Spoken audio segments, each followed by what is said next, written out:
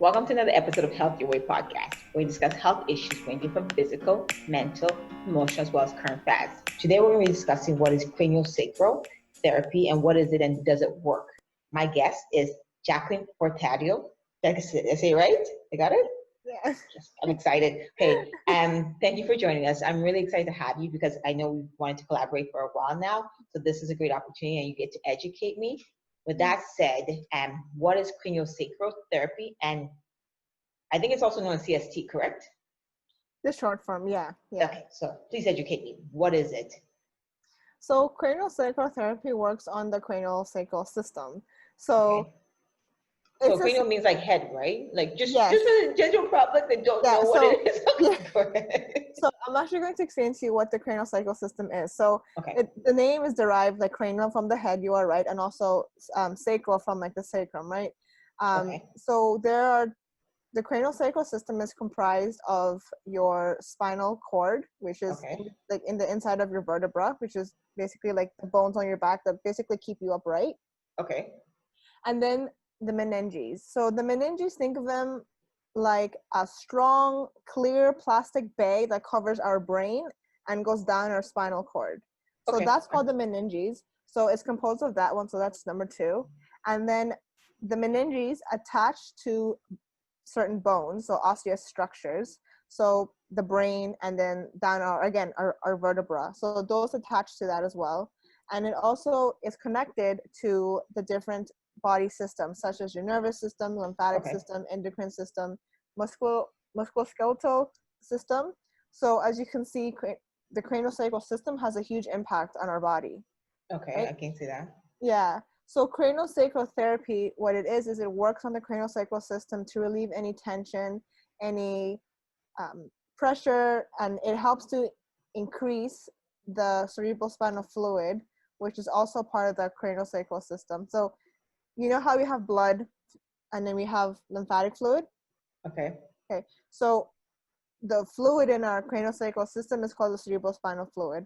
Okay. So when there's any kind of like dysfunction or pain that we may be experiencing, our cerebral spinal fluid does not have the correct pattern, right? So it's craniosacral therapists will know when a person where a person has a dysfunction based on the certain rhythm that they have. So So then, craniosacral hold on. When you say rhythm, are you using something to measure this measure our hands? Okay. See, to educate myself, I'm just like when you say measure, I'm like, are you using that? Okay. yeah, I apologize. Keep going, yeah. please.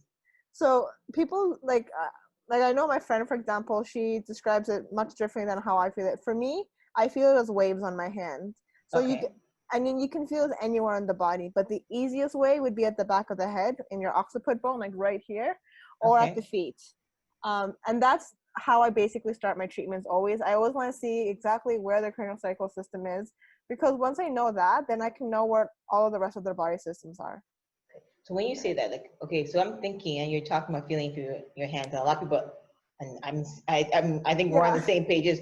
Okay, I'm touching my head, I'm not really feeling anything. So, like, I guess the question is, how you get trained, and is it regulated like this? Craniosacral therapy, is it regulated? And I'm not understanding how you're gonna feel waves on your hands. Please educate me. Okay. So first of all, like my palpation skills, because I've been doing this for a while now, so my palpation skills are pretty good in a way. So like I can feel like when something is tight or something um Okay. like for When example when something's different, like the flow's different, and the essence of yeah. that person is So off. Yeah. yeah, like it takes for me, for example, like I first started as a manual osteopath, and I always knew about craniosacral therapy, so I already knew I wanted to become a craniosacral therapist. However, I had to I wanted to first become a manual osteopath, and it's the same way. Like when, for example, you go see like any kind of practitioner, and they say, "Oh, you have a knot right now on the shoulder," right? But you can just say, "Oh, it just feels really tight," right? And a knot could be like an adhesion of like tissues, or it could just be muscles being like like squeezed together. So how I feel like those waves that I had described, it's just basically like a rhythm that I feel at the feet, and Okay. it's just a matter of how do I describe it, like it takes a couple of months to feel it, because sometimes people say they don't feel anything. A couple Okay. people, they don't, but you really have to be Open to the idea and really and not understand. really open, but like as long as you're like, as long as you have that sensitive like receptors in your hands, Okay. and palpation is essentially a skill, right? So everyone that wants to do craniosacral therapy is not as easy as it seems, because the touch when we're doing craniosacral therapy is very, very light. So your touch cannot be very hard. For example, like the amount of pressure that I use in a treatment for craniosacral therapy is 5 grams. So just imagine a nickel on your hand. That's the amount of Okay. pressure that I use, right? Okay. So it did take me a couple of like weeks to fine tune this, but I've always been really sensitive to these kind of like I waves get and what you're like saying. You and can't also easily with be like trained on this. yeah, Like you can't be easily trained. Okay. yeah, and like was like I've just always been a very sensitive person when it comes to like feeling, and I feel like that was just my gift that I was born with. So when I started being like trained for craniosacral therapy, it came very easy to me for me to Okay. like, it's hard to explain like what it is I feel, because some people say it just feels like zigzags, some people say it feels like a certain shape that they feel, but for me I feel them like waves. And for example, if someone has like a shoulder pain, even though it's the shoulder like right here and I'm at their feet, I can still feel there is some kind of irregularity when they're at their shoulder. I get what you're saying. I get Yeah. it just takes time. And I guess the question is because you've said a lot and maybe people are like, okay, so is it regulated? Is there some kind of, is the profession regulated? Like you guys have a structure to, because people may want to know that. Like you don't want to walk down the Mhm. street and someone says, I can do this. And then it's just a quack up the street. You never Yeah. know. So, Yeah. So there is no regulatory college, like for example, like chiropractors and physios and naturopaths, how okay. they have like a regulatory college. But in order to call yourself a craniosacral therapist, you have to have a license through an Okay. accredited school. So the top 2 schools that I know are the Upledger Institute and the Craniosacral Therapy Center. So when you go and you take the courses with them, they'll give you a certificate that says you are trained in craniosacral therapy, for example, Okay. and it's a minimum amount of hours. So it's That's not usually, bad. yeah. And I think a lot of people like, okay, so now they're listening to you, and some people may be a bit skeptical to what you're saying, and they're like, okay, so what kind of health benefits can someone obtain from doing this? And I guess, and like, even though you say the health benefits, has there been any evidence research based on like the results or what kind of benefits you're mentioning right now? hmm So, so craniosacral therapy, it there's different styles, because there's also there's cranial osteopathy, right? Okay. So cranial sacral therapy was derived from Dr. John Upledger. Now, Dr. John Upledger has, in his treatment for cranial sacral therapy, he has what's called a 10-step protocol. So it follows an evidence-based treatment plan. Okay. And then from there, there's also like another, the difference between cranial psychotherapy, for example, and cranial osteopathy is that Dr. John Upledger decided to um, incorporate another technique called somato-emotional release, and that's working with tissues that have been through emotional trauma. Okay. Our body tends to hold, especially when it's something very traumatic, our body tends to Intense. hold that in, for example, Yeah. right? So back to what you were asking me, it is evidence-based because there has been research, but the internet is so big, so there's always 2 sides of one I type understand of what you're modality, saying. right? So personally myself, I have always suffered from back pain, and as a woman, I have, when it comes my time of the month, it's very horrible, and cranial psychotherapy really helped me with that. And when I do it on my patients, it's tremendous amount that they feel. They always say to me, doesn't feel like you're doing anything, but I feel like I'm getting better. Oh, Because that's of nice. course it's honestly like, I laugh at it because it's like, I know you don't feel anything, but the reason why is because the pressure is so small and so light. Like I said, 5 grams, which is the weight of a nickel. Your body doesn't find that force invasive, correct? Mm-hmm. So when it doesn't find it invasive, what does it do? It relaxes. your body relaxes because it doesn't feel like there's anything attacking it. I see So, what you're saying. so your body thinks that my hands that I'm putting on you is actually your hands, right? Oh, And it okay. starts the healing process in your body. What is the healing process? So one, first of all, okay, when we're in a fight or flight mode, for example, the sympathetic state, when we're stressed, right? Mm-hmm. Back in the olden days, in like the caveman days, for example, fight or flight was made like when we had to hunt for food or when there was a predator coming, right? But now in this day and age, a lot of people are in the sympathetic mode, but there's no actual danger, right? But how the sympathetic system or the fight or flight mode gets activated is through stress. So when their boss is yelling at them, or if their friends are like causing a big scene, or if they're fighting with their boyfriends or girlfriends, or any of those stressful Okay. situations, that sympathetic just turns on, right? So because of our continual stressful life on a most common day-to-day basis, we don't know how to calm down. We don't know how to enter that rest and digest state. That's why sometimes people have irregular sleep, bad quality of sleep. They don't have a good diet. They have like mood swings, and they can go in depression and anxiety because all those things kind of mount. So that would help those kind of issues, right? Yeah. Okay. So I went to, okay, good. Yeah. um, I can go on and on. I'm just trying to keep you. I know you can go on and on. It's a good thing because it shows that you're passionate about it, and it's not something that you just dropped in. Like when you talk, you can see it. So like when people are listening to you talk and watching you, they're like, okay, so she's done her research and she's really passionate about this. So she means, yeah. And I can see, like, I think a lot of people, let's say somebody was interested in coming to see a CST, right? And do they have to have a specific issue, or can they just come just to, as you said, there's a fight and everybody has past traumas or stuff like that had before that they may not be aware of. So could someone just like maybe me just walk in and say, and maybe you can help, or do I have to have some kind of health issue before I can come see you? So health issues, like, okay, so in this day and age, people are like, oh, I have a health issue, and it could be like cholesterol or like arthritis or like back pain, right? But what bothers me, and this is more about like my personal opinion, when people say I have like depression and anxiety, like they don't really consider that a health issue, so they just live with it, right? That's a health issue. I know, but most people don't really see it as like something that they should go and get fixed, for example, right? Like I had many people say, I have back pain.